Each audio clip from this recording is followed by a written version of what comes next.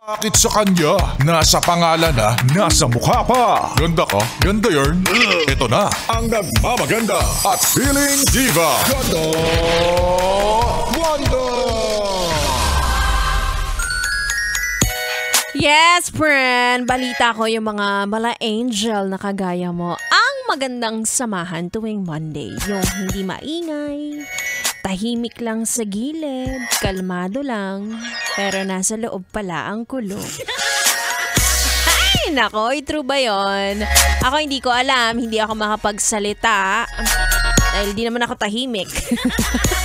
Magandang gabi mga yes friend, it's me. It's your girl DJ Ganda Wanda. Kasama nyo na sa mga oras na ito, yes. At Monday na naman, pahabaan na naman tayo ng PC. Wala na yung sayo out of stock na. Diba? Dahil yung trabaho mo ngayong Lunes, ay tambak na tambak. Akala mo pang Friday na sa sobrang OA. Kaya haba-habaan po natin ang ating mga pasensya dahil lahat tayo ay masama ang loob. Dahil Lunes na naman, huwag mo nang itangge. Kitang-kita ko sa pagkunot ng noo mo. Kita ayan 35 na yung wrinkles.